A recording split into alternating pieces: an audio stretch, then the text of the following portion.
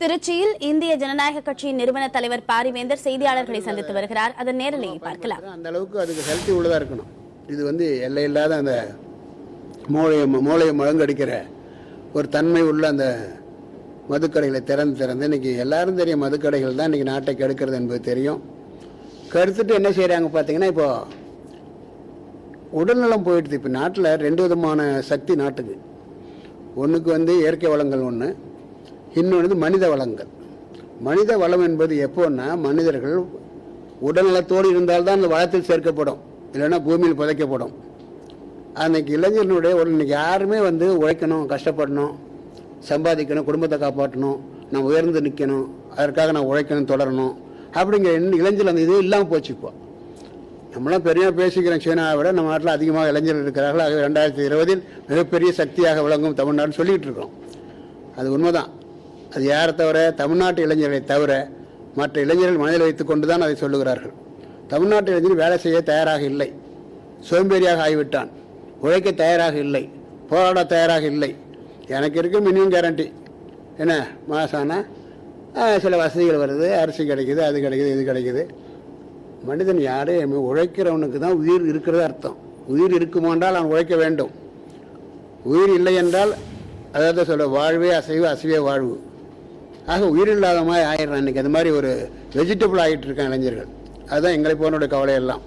நாங்கள்லாம் கட்சி ஆரம்பிச்சது காரணம், அந்த இளைஞர்களை அரசியலுக்கு கொண்டு வர வேண்டும், அவர்களுக்கு வழிகாட்டுதல் வேண்டும் என்பதற்காக தான் நாங்கள் ஆரம்பித்தோம். அதனால் இந்த செய்கிற இந்த கொடுமை இன்னும் பல ஜெனரேஷனே ஒழிச்சிடும் போல தெரியுது.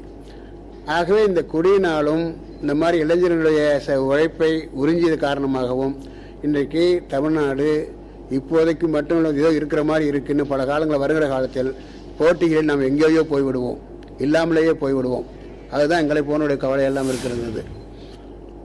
அதை விட முக்கியம் பார்த்தீங்கன்னா, இந்த வேலை வாய்ப்பு உங்களுக்கு தெரியும். வேலை வாய்ப்பு தமிழ்நாட்டில் நினைச்சே பார்க்க முடியாது. ஏன்னா இவங்க வந்த பிற்பாடு எந்த ஒரு தொழிற்சாலையும் பெருசாக ஒரே இருக்குது, 11 தொழிற்சாலை இருக்குது. என்ன தொழிற்சாலை? சாராய தொழிற்சாலை இருக்குது.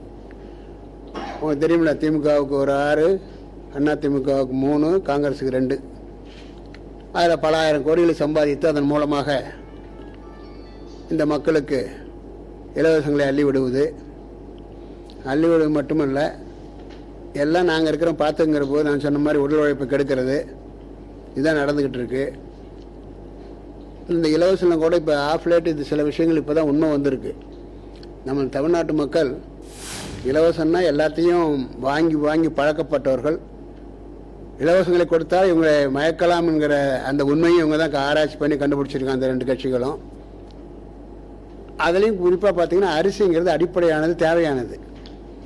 இன்னைக்கு விவசாயி கூட தன்னுடைய விவசாயத்தின் மூலமாக தனக்கு வேண்டியதை உழுது சம்பாதித்து அதன் மூலமாக தான் சாப்பிடலாம், ஊருக்கும் கொடுக்கலாம் நிலை மாறி அவனும் அந்த ரேஷன் கடையில் போய் நிற்கிற அளவுக்கு ஒரு சூழ்நிலை ஏற்பட்டு விட்டது.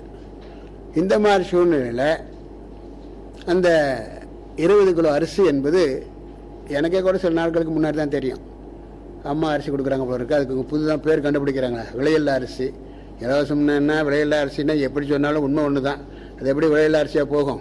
சாதாரண சுவாசிக்கிற காற்று கூட இன்றைக்கி ஆக்சிஜன் கொடுக்கணும்னா அதுக்கு விலை இருக்குது. ஆகவே விலையில்லா அரிசின்னு பேரை வச்சுட்டு அந்த 20 கிலோ அரிசிக்காக ஏழை மக்களுங்கிற வார்த்தையே கொடுமையான வார்த்தை. என்ன வார்த்தை? கொச்ச வார்த்தை ஏழைங்கிறது. ஏன் ஏழையாக ஆக்குனீர்கள்? 50 ஆண்டு காலம் ஆண்டீர்களே, ஏன் ஏழை வறுமை என்ற வார்த்தையை நீ பிடி தொங்கிக் கொண்டிருக்கிறீர்கள்? யாராக இருந்தாலும் எந்தெந்த துறையில் இருக்கிறார்களோ அந்த துறையில் அவர்கள் வாழ்வதற்கு, உயர்வதற்கு வழிவகை செய்திருக்க வேண்டும்.